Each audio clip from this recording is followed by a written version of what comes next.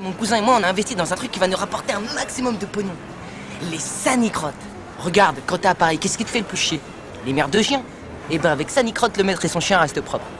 Ouais, c'est un sac avec 2 trous pour mettre les jambes du kleps dedans, tu vois, comme ça tu l'emmènes en balade et puis quand il a envie, enfin, tu vois, c'est comme une couche quoi. Putain, moi ça me ferait chier de me faire du blé avec de la merde de chien, putain.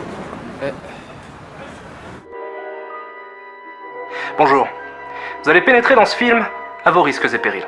Parce qu'il vous conduit dans un autre monde.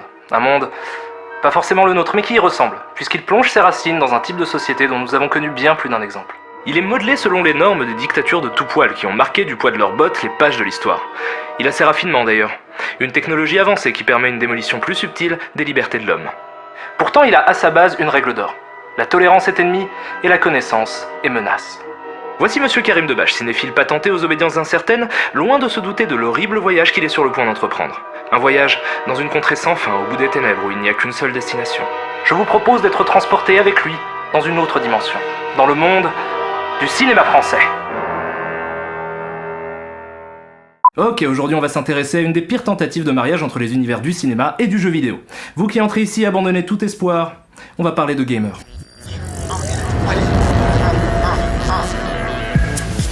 Alors, Gamer est un film français sorti le 21 mars 2001, retenez la date, elle est importante, et réalisé par Patrick Lévy, qui a décidé de se faire appeler pour l'occasion Zach Fishman.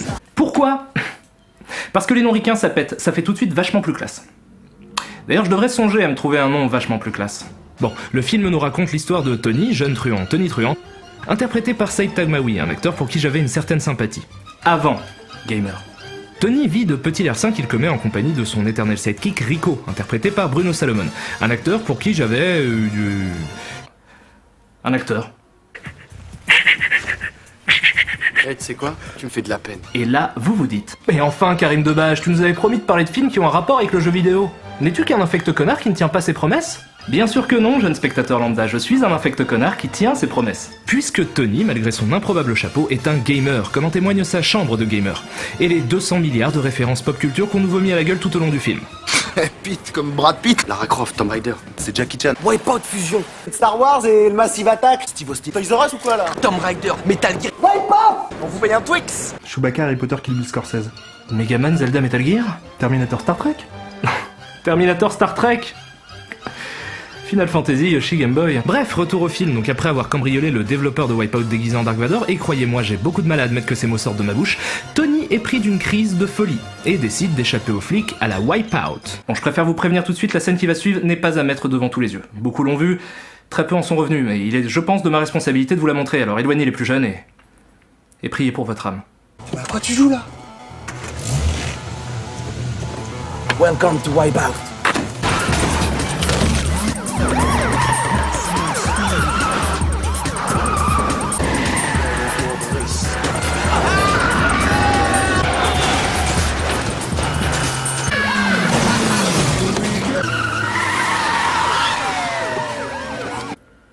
Va te faire foutre, film. Va te faire foutre. Ok, après cette effroyable scène, l'intrigue du film démarre enfin quand Tony est envoyé en prison pour 8 mois et qu'il décide de profiter de son temps à l'ombre pour développer un concept de jeu vidéo. Concept qu'il essaye de vendre au salon du jeu vidéo. Bonjour, je viens pour vous vendre une idée de jeu. Ah mais non monsieur, moi je suis juste la dame de l'accueil, je travaillais dans une boîte d'intérim. Bon, après ça, il décide de s'adresser directement à un éditeur. Alex, on en est où là? Ariel Dombal. Ah, film. Tu commences à outrepasser les limites de ma tolérance. Ariel Dombal dans un film qui parle de jeux vidéo, ça tient de la pure science-fiction, d'accord? Et pas de la science-fiction classe, de la science-fiction de film de cul du dimanche soir. C'est quoi la prochaine étape, Gérard Vives?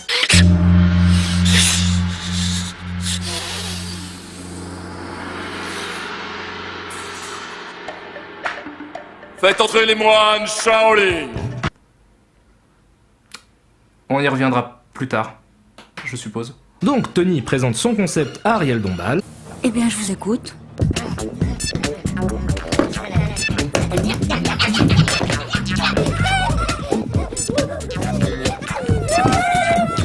Voilà. En gros, c'est ça. Ok, alors 2 choses. Premièrement, t'es pas obligé de faire une imitation du diable de Tasmanie, et deuxièmement, bah ça a l'air d'être un putain de jeu de merde. Mais visiblement, Ariel Dombal est sous le charme puisqu'elle lui demande de faire une démo. Du coup, Tony recrute une équipe composée de son meilleur ami d'enfance. Oh, c'est Serge! Serge! De la philo selon Philippe! Le copain du héros. Il y a Monsieur Daubigné, c'est le prof. Il y a le héros qui est un élève, je sais plus son nom, et il y a Serge, celui qui est amoureux de Flo. Vient s'ajouter à ce fantastique duo un étrange sosie de ride myope que je vais appeler Gros Myope. T'aimes les animaux? Ouais, comme tout le monde, oui. Parce que j'ai des trucs zoophiles si tu préfères. Et Gérard Vives dans le rôle d'une star américaine de la motion capture. Enfin une star américaine de temps en temps, vu qu'il réussit à faire l'accent anglais une réplique sur 2 grand maximum. C'est toujours la même chose à chaque fois que je travaille dans l'ambiance de stress. Là, je suis pas dedans. D'accord? Tu peux faire venir le security dans ma loge? Tu vois pas, là, j'ai une fixation d'épaule. Il me demande sans arrêt de faire cet accent américain. Enfin, te laisse pas faire par ces idiots, bon sang de bonsoir. Mais pourquoi je peux pas le faire plaisir? Ce sont avant tout des amis à moi. Enfin, c'est pas des vrais amis, s'ils veulent te changer, reste ce que t'es, te travestis pas pour eux. Mais j'aime bien faire un peu cet accent parce que ça me donne l'air un peu raffiné. Oh, et puis tu m'emmerdes. Les moines Shaolin. Bref, notre fine équipe réussit à pondre la démo, mais Tony se fait trahir par, je vous le donne en mille, Ariel Dombal. Page 14, alinéa B, paragraphe 3, qui stipule que tu es viré. Comme c'est étonnant. Alors pour ceux qui ne connaissent pas Ariel Dombal, c'est ça. Regarde-le bien, Saint-Sébastien, c'est le plus beau jour de sa vie de saint. Regardez-le bien, Saint-Sébastien, au sommet. Regardez-le bien, Saint-Sébastien.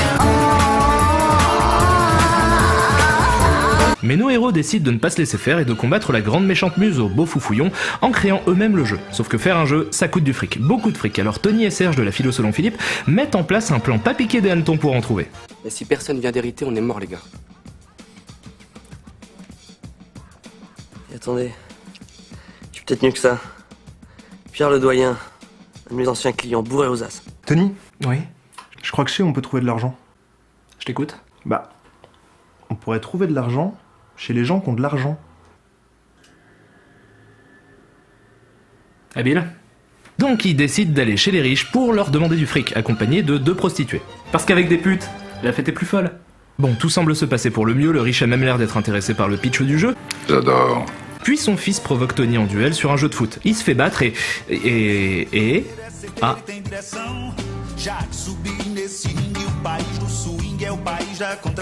Dieu du ciel.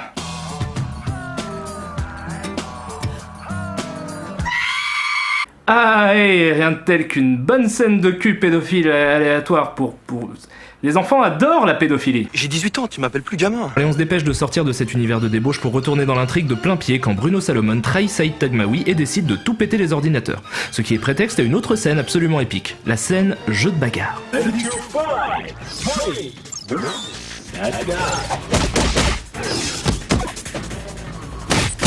Ok, alors déjà c'est très laid. D'accord? C'est très très moche comme effet spéciaux. Et pour tous ceux qui se diraient oui, c'est parce que c'était à l'époque, c'était pas trop mal, c'est faux.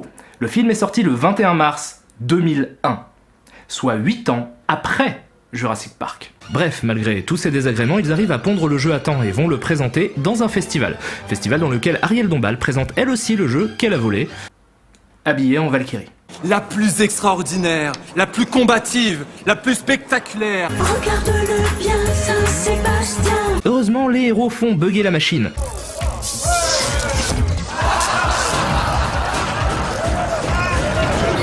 Ouh, technologie, tu comprends pas. Une fois qu'elle est KO, nos héros présentent le jeu aux journalistes. Des journalistes qui sont déjà à fond dans le délire puisqu'ils sont en train d'hurler de joie avant même d'avoir vu le jeu tourner. Les journalistes de jeux vidéo qui font mal leur travail. Ou quoi, merci. Et finalement, après plus d'1h30 de souffrance, on a le droit de voir des images du jeu. Bon, je vais vous laisser regarder cette scène tranquillement pendant que je vous lis quelques commentaires que j'ai trouvés sur internet, ainsi que la jaquette du DVD, du film. Filmé par Zach Fishman avec de la simplicité et du rythme, Gamer est un film du genre plutôt direct, mais pas dénué de romantisme.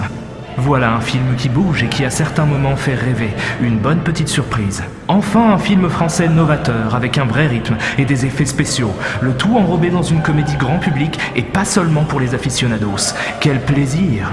Gamer possède 2 atouts de choc, ses effets spéciaux et Saïd Taghmaoui. Le film propose des combats comme si vous étiez dans un jeu vidéo grâce à de superbes images de synthèse. Quant à Saïd Taghmaoui, face à une jubilatoire Ariel Dombal dans le rôle de la méchante, il insuffle au film un tonus et une conviction qui donne la pêche. Une comédie menée à 100 à l'heure, pleine d'effets spéciaux hallucinants et interprétée par Saïd Taghmaoui en pleine forme. À attacher vos ceintures. Tout ceci est faux. Le film est un échec narratif et esthétique complet, enchaînant les poncifs ressucés et les lieux communs les plus évidents. Les personnages sont des archétypes sortis de la pire parodie de film de gangster imaginable, la direction artistique est d'un mauvais goût absolu, et surtout, les performances des acteurs sont d'un ridicule sans nom. Alors encore Gérard Vives, moi je veux bien, mais Ariel Dombal, je suis pas d'accord. Mais c'est pas ça qui me dérange le plus. Le pire, c'est la place qu'ils ont donnée aux jeux vidéo. Le jeu vidéo dans ce film n'existe que comme un prétexte à un scénario vu et revu sur un criminel repenti qui décide de s'en sortir.